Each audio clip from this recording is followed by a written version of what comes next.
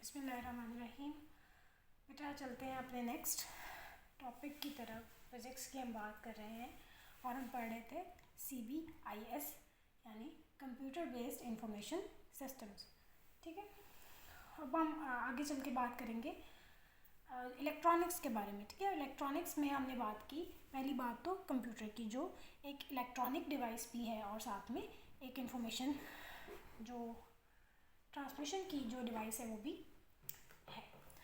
ठीक है, अब आप देखिए कि क्या है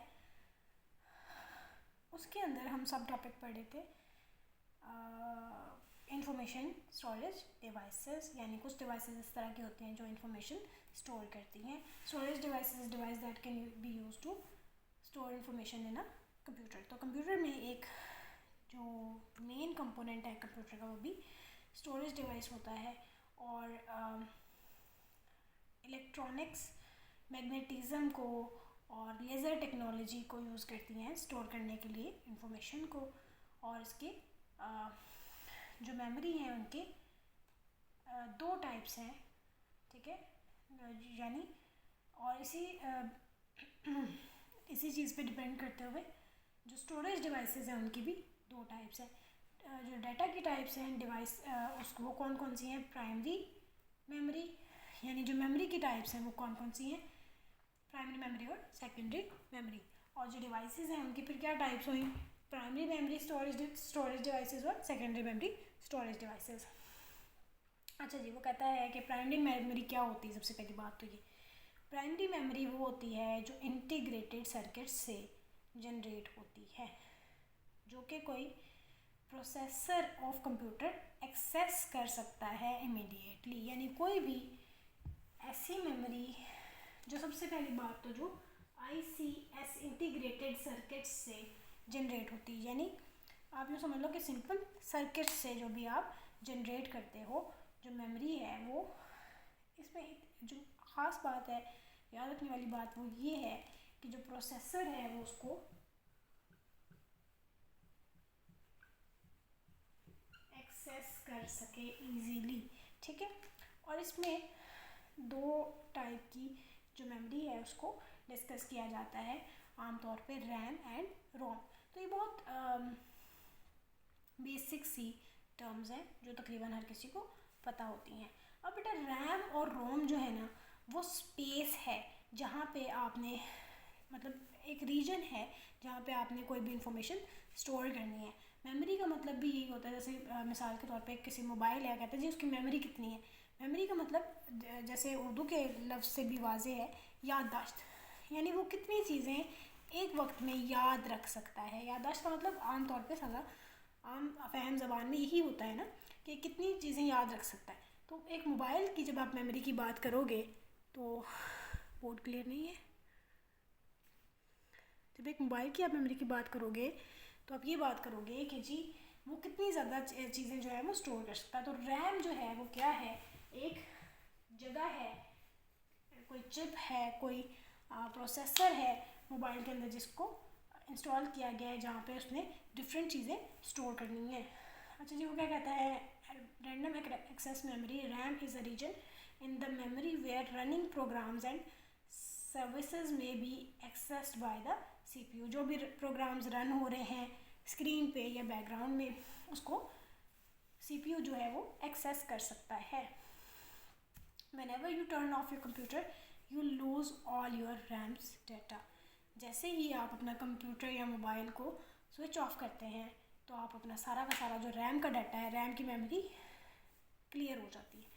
ठीक है, the second part of memory is called read only memory, ROM. Read only memory बेटा रोम इसलिए इसको कहा जाता है क्योंकि आप इसको सिर्फ यूज़ कर सकते हैं, आप इसको चेंज नहीं कर सकते। ठीक है, तो रीड ओनली मेमोरी क्या है? ये परमानेंट मेमोरी आप इसको कह सकते हो कि जब आप अपने कंप्यूटर पे, पर्सनल कंप्यूटर पे, मोबाइल पे, लैपटॉप पे कोई भी चीज़ स्टोर करते हो तो वो आप किस चीज़ में स्टोर करते हो? रोम में करते हो। ठीक है, इलेक्ट्रॉनिक डिवाइसेस जो हैं वो इसको इसी तरह से रखती हैं और इसको चेंज नहीं करती। Among its many functions, it handles the majority of a computer's input. Obviously, ये प्राइमरी जो मेमोरी है वो क्या करती है, ज़्यादातर कंप्यूटर के इनपुट और आउटपुट फंक्शंस को, प्रोग्राम्स को, सॉफ्टवेयर्स को, और जो बूटअप के दौरान यानी स्टार्टिंग स्विचिंग ऑन के दौरान जो प्रोग्राम स्टार्ट हो जाते हैं उनको क्या करती है, उनको सपोर्ट करती है, उनको यानी चलाती है। ठीक है, वो इसके ज़ुमरे में आते हैं। फिर बात आती है बेटा सेकेंडरी स्टोरेज डिवाइसेस की। सेकेंडरी स्टोरेज डिवाइसेस जो यानी सेकेंडरी मेमोरी को स्टोर करते हैं। It can also be use to store other types of data. इसको और टाइप्स ऑफ डाटा भी स्टोर करने के लिए यूज़ किया जा सकता है। It is use to keep the data in a computer for a long time. बहुत ज़्यादा वक्त के लिए अगर आपने कोई चीज़ कंप्यूटर में स्टोर करनी है तो आप उसको जो सेकेंडरी स्टोरेज डिवाइसेस हैं उनको इस्तेमाल कर सकते हो। बेटा बेसिकली जो प्राइमरी स्टोरेज है ना वो आपके कंप्यूटर की अपनी स्टोरेज है। यानी आप या फिर मोबाइल की बात समझो, क्योंकि मोबाइल को बच्चे ज़्यादा आम तौर पे समझते हैं आसानी से। देखो मोबाइल के अंदर रैम है, रोम है, वो क्या है, उसकी अपनी मेमोरी है। तो ये है प्राइमरी मेमोरी, लेकिन एक्सटेंडेबल होती है। कभी आप सुनते होंगे लैपटॉप्स बाय करते होंगे, मोबाइल्स बाय करते हो, वो कहते हैं जी 128 GB एक्सटेंडेबल। एक्सटेंडेबल मीन्स कि आप इसके अंदर कोई चिप लगा सकते हो, USB लगा सकते हो, हार्ड डिस्क डाल सकते हो, कोई मतलब मेमोरी आप इसकी एक्सटेंड कर सकते हो। मोबाइल में आप मेमोरी कार्ड डाल सकते हो। ठीक है, ऑडियो वीडियो कैसेट्स हैं, हार्ड डिस्क हैं, USB है, मेमोरी कार्ड्स हैं, तो ये क्या है, सेकेंडरी स्टोरेज डिवाइसेस हैं। ऑडियो एंड वीडियो कैसेट्स के बारे में वो आगे बात करता है। ये मैग्नेटिज्म पे काम करती हैं। ये एक जो इसकी जो फिल्म होती है ना वो क्या होती है, अगर आपने देखी हो, बिल्कुल बारीक सी, यूँ समझिए प्लास्टिक के शॉपर की तरह कह लो, बारीक सी एक पट्टी होती है और थोड़े से ब्राउनिश कलर की। तो वो क्या होती है, वो एक मैग्नेटिक मटेरियल होता है और साउंड उस पर पर्टिकुलर मैग्नेटिक फील्ड के मतलब जब उसके कांटेक्ट में आती है तो क्या होता है, एक पैटर्न उसके ऊपर बना दिया जाता है और वो उसी तरह रिकॉर्ड हो जाती है। ठीक है, फिर जब उसे ज़रूरत पड़ती है दोबारा चेंज करने की तो माइक्रोफोन क्या करता है, इन इलेक्ट्रिकल इम्पल्सेस को एम्पलीफाई कर देता है और फिर वापस इसको आवाज़ में बदला जा सकता है। तो इसको पढ़ लीजिएगा। Head of audio cassette recorder है। ये बेटा बहुत माइनर से टॉपिक्स हैं तो इन पे इतना वक्त ज़ाया करने की ज़रूरत हमें नहीं है। एक मिनट मुझे देख लेने दीजिए ये आपके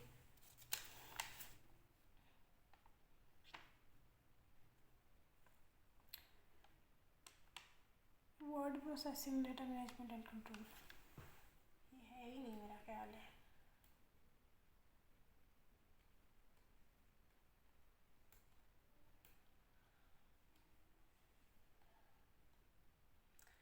अच्छा जी, ये सारी आपको उसने स्किप करवा दी है, वेल एंड गुड। ठीक है, अच्छा जी, word processing, data management and control. अब क्या होगा आपके पास, वर्ड प्रोसेसिंग जो है वो एक कंप्यूटर का यूज़ है कि आपने अगर कोई चीज़ लिखनी है तो आप उसको वर्ड को प्रोसेसिंग को यूज़ कर सकते हो। यानी जो माइक्रोसॉफ्ट वर्ड है वो भी इसी चीज़ के ऊपर बेस करता है कि आपको वो एक प्लेटफॉर्म देता है, आपको इनेबल करता है कि आप वहाँ पे लेटर्स लिख सकते हो, न्यूज़पेपर, कोई भी रिपोर्ट लिख सकते हो, अपना कोई टू डू लिस्ट बना सकते हो, कुछ भी बना सकते हो। ठीक है, you can write anything. Computer लिखी जा सकती हैं, बुक्स लिखी जाती, सॉरी रिपोर्ट्स लिखी जाती हैं, आर्टिकल्स लिखे जाते हैं, न्यूज़पेपर्स लिखे जाते हैं, लेटर्स लिखे जाते हैं, एप्लीकेशंस लिखी जाती हैं, बहुत सारा काम किया जाता है। ठीक है, word processing is a computer program. ये क्या है, एक कंप्यूटर प्रोग्राम है। Using this program we can develop any document, see it on screen after typing. हम इसको एडिट कर सकते हैं, कोई टेक्स्ट, न्यू टेक्स्ट अंदर ऐड कर सकते हैं, प्रीवियस डिलीट कर सकते हैं, अमेंडमेंट्स कर सकते हैं। अमेंडमेंट कहते हैं तरमीम को, तरमीम कहते हैं चेंजिंग को आम ज़बान में। ठीक है, तो इसमें आप रद्द-बदल कर सकते हैं। आप एक जगह से टेक्स्ट उठा के दूसरी जगह पे रख सकते हैं, किसी और डॉक्यूमेंट से लेके कॉपी करके किसी और डॉक्यूमेंट में डाल सकते हैं। आप इस डॉक्यूमेंट को स्टोर भी कर सकते हैं अपनी किसी हार्ड डिस्क में, डिस्क ड्राइव में, USB में, किसी भी चीज़ में। ठीक है, और आप इसका प्रिंट भी ले सकते हैं। मॉडर्न वर्ड प्रोसेसिंग से क्या होता है कि आप डिफरेंट स्टाइल्स में, डिफरेंट कलर्स में लिख सकते हैं। आप उसके अंदर ग्राफिक्स का इस्तेमाल कर सकते हैं, कोई पिक्चर्स भी इंसर्ट हो जाती हैं। आपको पता है वर्ड के इफ़ यू नो कि उसके ऊपर एक प्लस का निशान आ रहा होता है, उसके अंदर आपको डिफरेंट दिया हुआ होता है कि आपने अगर कोई पिक्चर उसके अंदर ऐड करनी है या कोई ग्राफ ऐड करना है तो वो भी आप बना सकते हो। वो कहता है कुछ फीचर्स जो हैं इस प्रोसेसिंग के वो आपको वो बताना चाहता है। देखिए उसने आपको एक लेआउट बना के दिया डाटा मैनेजमेंट उसका, कि उसमें आप डिफरेंट कलर्स देख सकते हैं। आप देख सकते हैं कि उसके अंदर आप डिफरेंट तरह के ऊपर टेक्स्ट यूज़ कर सकते हैं।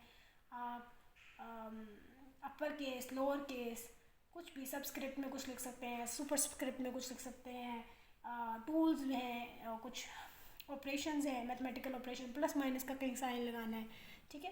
इसके अलावा कॉमाज हैं, कुछ भी लगाना चाहो तो आप लगा सकते हो। उसके बाद बेटा आपको वो कहता है data management, monitoring and control.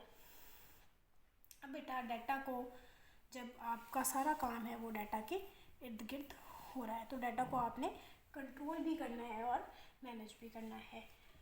To collect all information regarding a subject for any purpose and to store them in a computer is more than one interlinked files which may help when needed is called data managing।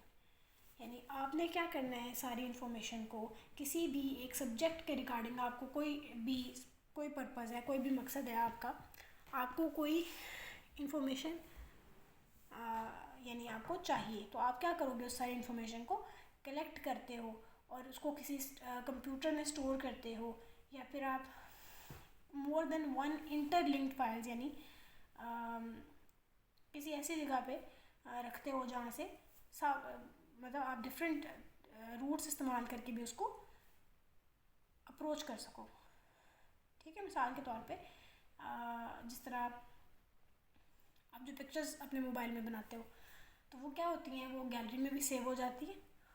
और इसके अलावा अगर आपने उसको Google से मतलब connect किया हुआ है तो वो आपकी गूगल फ़ोटोज़ में भी ऑटोमेटिकली चली जाती हैं, ठीक है।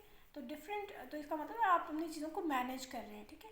तो क्या होता है, एजुकेशनल इंस्टीट्यूशंस जो हैं, लाइब्रेरीज़ हैं, हॉस्पिटल्स हैं, इंडस्ट्रीज़ हैं, और ये तो बहुत कम इन्होंने बताया, ठीक है। इसके अलावा बैंक्स हैं, बहुत सारे, उनका जो क्या होता है वो अपने जो डाटा है उनके मैनेजमेंट को लेके बहुत ज़्यादा कंसर्न होते हैं। Additions and deletions are made in the data according to the requirement, यानी न्यू डाटा जो रिक्वायर्ड डाटा है वो ऐड किया जाता है और जो बहुत ज़्यादा पुराना डाटा है वो डिलीट भी किया जाता है। तो ठीक है, अच्छा जी। which help in the improvement and management of institutions को improve और help करने में, improve और manage करने में help मिलती है। In big departmental stores and supermarkets, optical scanners are used to read which with the help of laser beam barcodes product। बहुत आसान है ये बात, ठीक है। एक बारकोड स्कैनर जो होता है उसको यूज़ किया जाता है। जिस तरह आप कभी मॉल्स में जाते हैं तो क्या होता है, वहाँ पे बारकोड रीडर होता है, यानी एक मशीन होती है जिसमें से लेज़र लाइट निकलती है, आमतौर पे रेड कलर की। जो क्या होता है उसमें जो भी गुड्स होती हैं यानी जो भी चीज़ें होती हैं उनके ऊपर एक बार कोड बना हुआ होता है।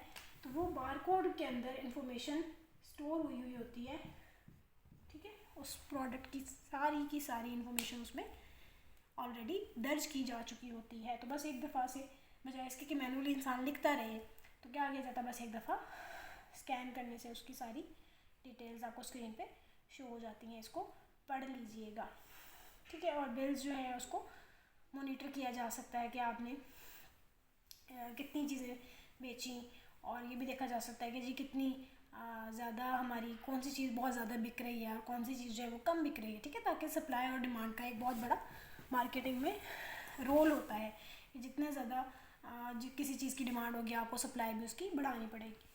उसके बाद एक चीज़ है इंटरनेट, तो ये मेरा ख्याल है आपकी उसमें शामिल नहीं है। ठीक है। इसको बहरहाल अगर आपने शौक़ के लिए पढ़ना चाहें तो पढ़ सकती हैं।